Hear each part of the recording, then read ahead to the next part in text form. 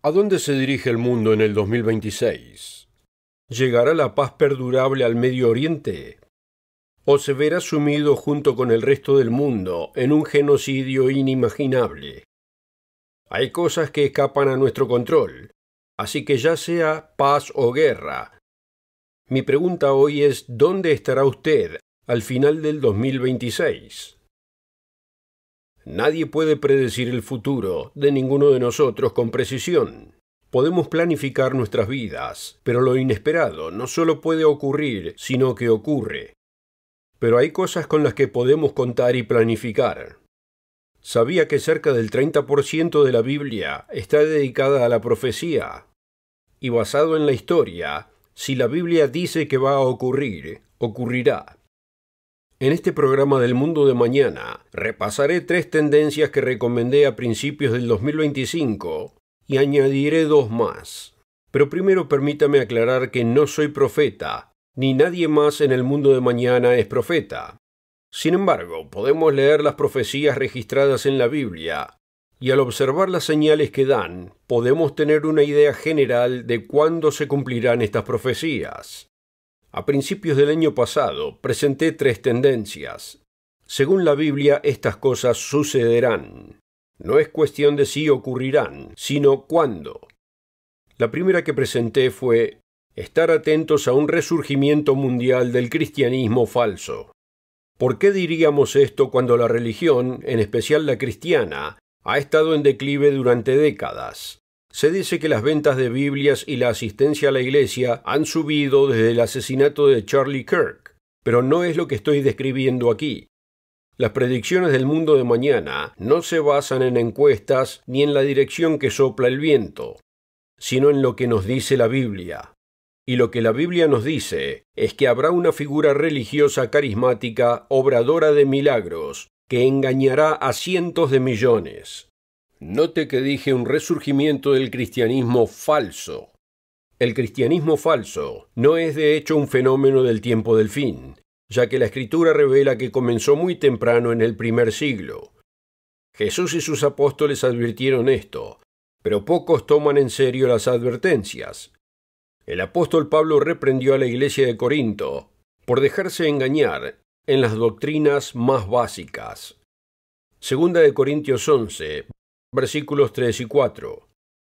Pero temo que como la serpiente con su astucia engañó a Eva, vuestros sentidos sean de alguna manera extraviados de la sincera fidelidad a Cristo. Porque si viene alguno predicando a otro Jesús que el que os hemos predicado, o si recibís otro espíritu que el que habéis recibido, u otro evangelio que el que habéis aceptado, bien lo toleráis.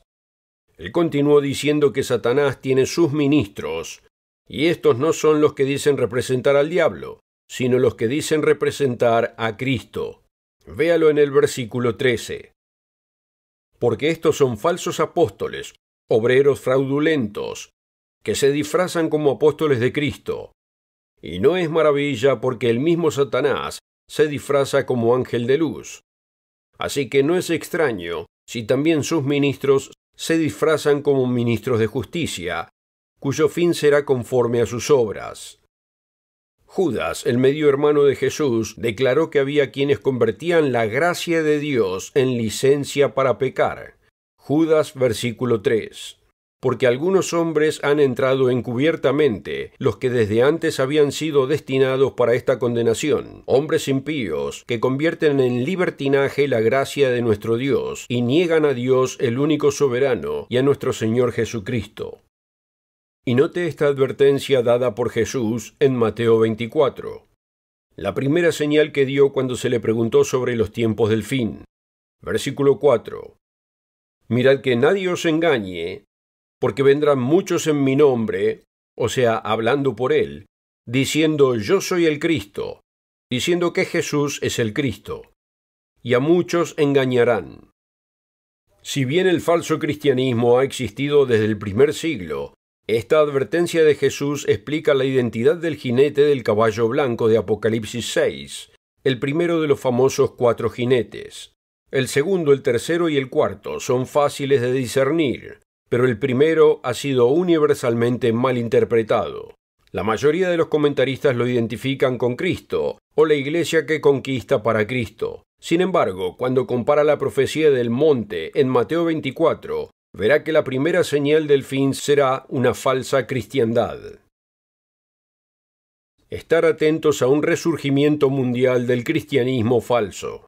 La siguiente tendencia fue: habrá un conflicto continuo en Medio Oriente que conducirá al regreso de Cristo. El año pasado hubo un gran conflicto en Medio Oriente, pero se podría decir que en el 2025 Hamás liberó a los rehenes y acordó un tratado de paz con Israel. Mientras me preparo para grabar este programa, no tengo ni idea de cuántos giros y vueltas pueden ocurrir entre su grabación y su emisión. Habrá altibajos, pero una cosa es segura: no habrá una paz perdurable hasta que regrese el Príncipe de Paz, Jesucristo. De hecho, una de las razones de su regreso es salvar al pueblo judío de la destrucción total. Además, cuando la paz finalmente parezca estar aquí, vendrá una destrucción repentina. Nótelo en 1 de Tesalonicenses capítulo 5, comenzando en el versículo 1. Pero acerca de los tiempos y de las ocasiones, no tenéis necesidad, hermanos, de que yo os escriba, porque vosotros sabéis perfectamente que el día del Señor vendrá así como ladrón en la noche, que cuando digan paz y seguridad, entonces vendrá sobre ellos destrucción repentina, como los dolores de la mujer encinta, y no escaparán. La tercera tendencia del año pasado involucró un evento muy específico. Número 3. Estén atentos al inicio de los sacrificios en Jerusalén. Esto se basa en una profecía de Daniel capítulo 12, versículo 11. Allí leemos que los sacrificios se detendrán 3 años y 7 meses antes de la venida del Mesías, y para que se detengan, primero deben comenzar. Y desde el tiempo que se ha quitado el continuo sacrificio hasta la abominación desoladora, habrá 1290 días. Jesús también habló de este tiempo como el mayor tiempo de angustia que el mundo jamás haya visto, ni jamás verá. Mateo 24, versículo 15. Por tanto, cuando veáis en el lugar santo la abominación desoladora del que habló Daniel el profeta, el que lee entienda. Porque habrá entonces gran tribulación, cual no la ha habido desde el principio del mundo hasta ahora, ni la habrá. Y si aquellos días no fuesen acortados, nadie sería salvo. Mas por causa de los escogidos, aquellos días serán acortados. Estas 3 tendencias que di el año pasado todavía son relevantes hoy. Habrá un resurgimiento mundial del cristianismo falso.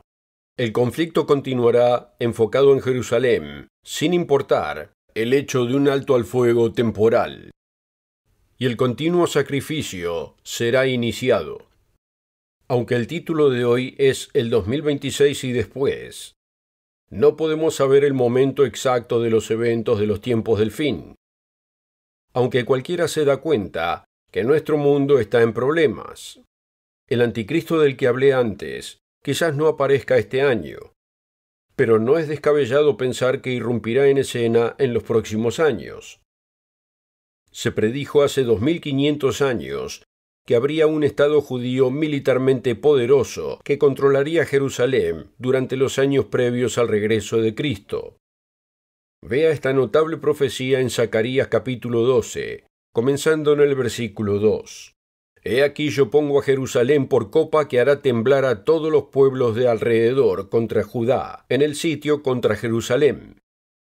Y en aquel día yo pondré a Jerusalén por piedra pesada a todos los pueblos. Todos los que se la cargaren serán despedazados, bien que todas las naciones de la tierra se juntarán contra ella. En aquel día pondré a los capitanes de Judá como brasero de fuego entre leña, y como antorcha ardiendo entre gavillas, y consumirán a diestra y a siniestra a todos los pueblos alrededor. Considere, ¿cómo podría alguien saber hace 2500 años los siguientes puntos revelados en este pasaje de las Escrituras?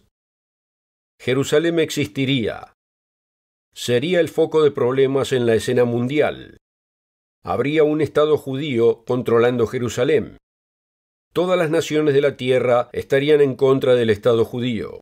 serían militarmente poderosos y vencerían a los enemigos por todos lados. ¿No es eso exactamente lo que vemos hoy?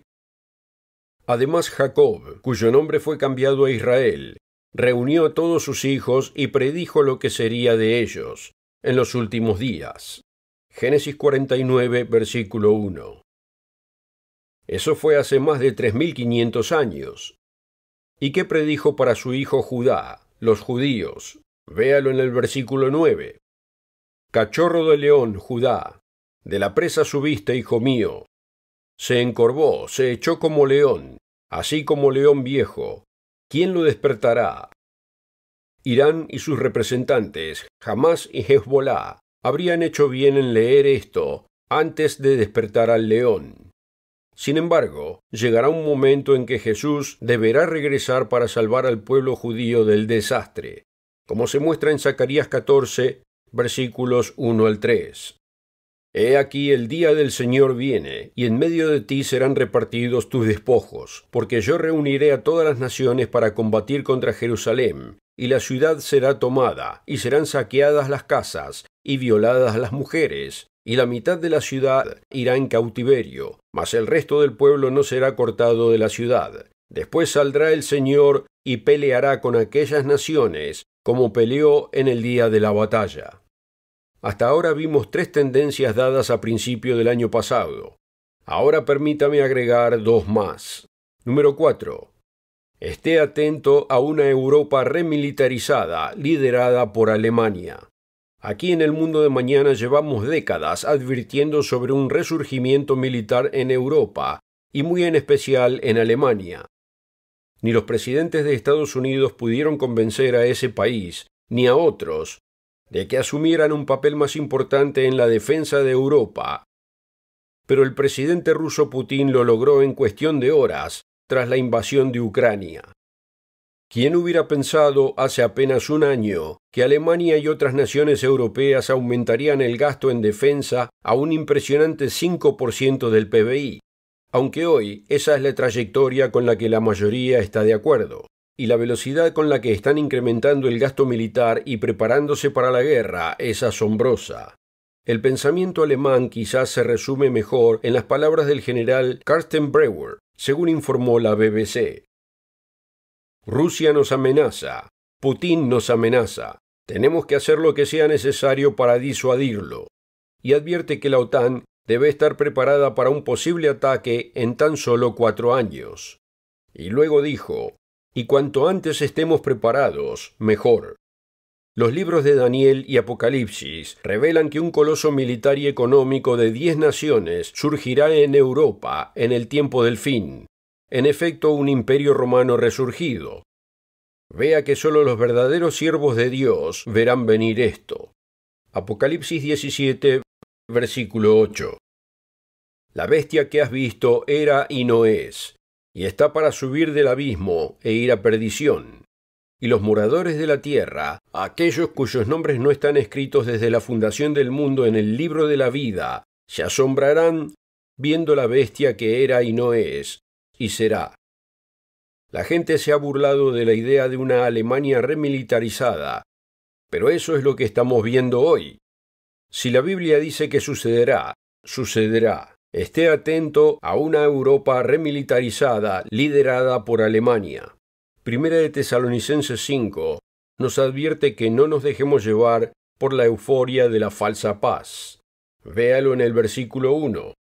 Pero acerca de los tiempos y de las ocasiones no tenéis necesidad, hermanos, de que yo os escriba, porque vosotros sabéis perfectamente que el día del Señor vendrá así como ladrón en la noche, que cuando digan paz y seguridad, entonces vendrá sobre ellos destrucción repentina, como los dolores de la mujer encinta, y no escaparán.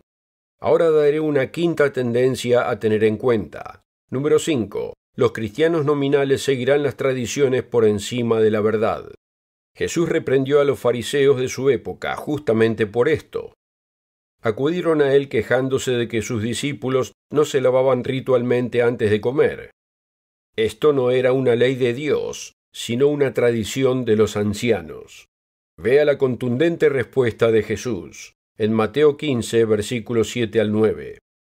Hipócritas, bien profetizó de vosotros Isaías cuando dijo: Este pueblo de labios me honra, mas su corazón está lejos de mí, pues en vano me honran, enseñando como doctrinas mandamientos de hombres. Algunas traducciones distorsionan este relato al afirmar que Jesús abolió las leyes de los alimentos limpios e inmundos, leyes que se remontan a la época de Noé. Puede leerlo en Génesis 7, versículo 2. Búsquelo y compruébelo usted mismo. Génesis 7, versículo 2. Pero Jesús no dejó duda sobre el tema tratado aquí. Mateo 15, versículo 19.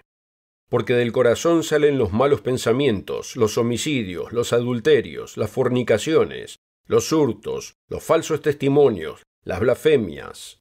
Estas cosas son las que contaminan al hombre, pero el comer con las manos sin lavar no contaminan al hombre. Anteponer la tradición a la verdad ha sido un problema constante, y no espere que desaparezca pronto. Como registran Jesse Lehman Hurd, Edward Gibbon, Will Durant y muchos otros, el verdadero cristianismo de Cristo y sus apóstoles del primer siglo ya no existe. Søren Kierkegaard afirma sin rodeos: el cristianismo del Nuevo Testamento no existe.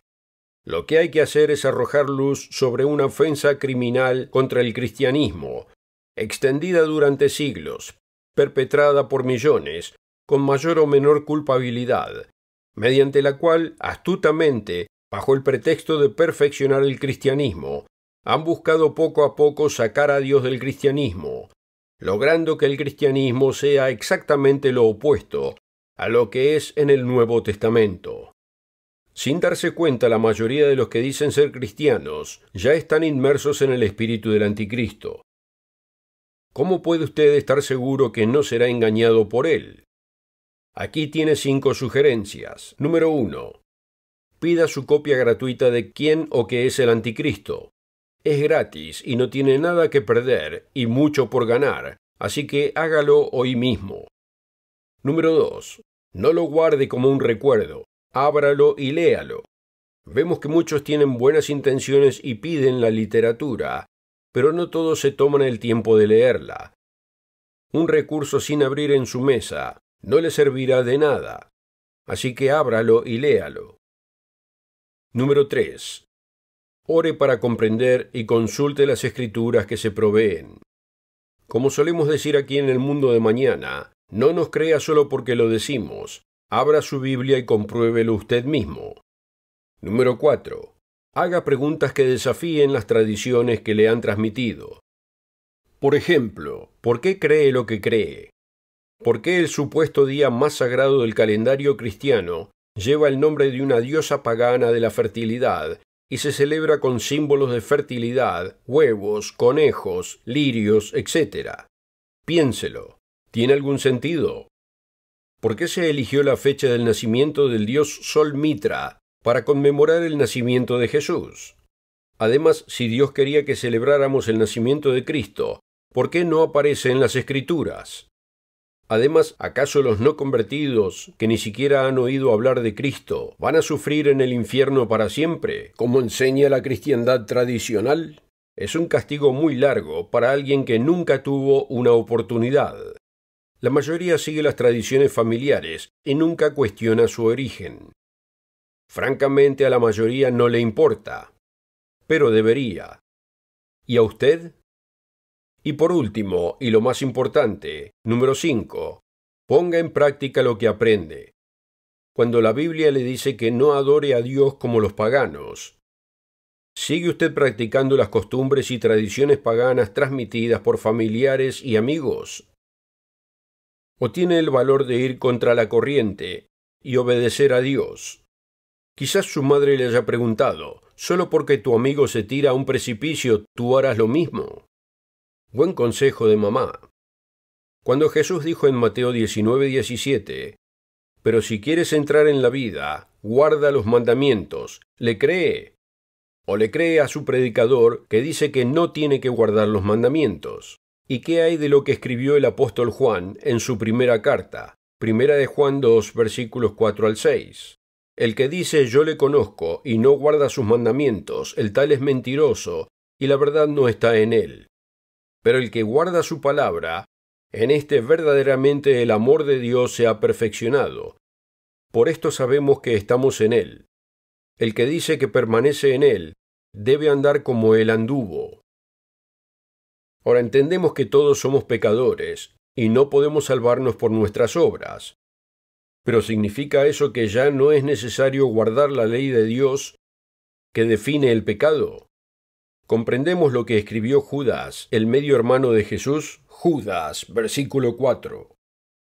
Porque algunos hombres han entrado encubiertamente, los que desde antes habían sido destinados para esta condenación, hombres impíos, que convierten en libertinaje la gracia de nuestro Dios. Conocer las profecías bíblicas y lo que está por venir no sirve de nada si no lo aplica. Así que, amigo, en el año 2026, espero que actúe en consecuencia. Se avecinan tiempos difíciles y solo los que realmente pongan a Dios en primer lugar encontrarán cómo escapar.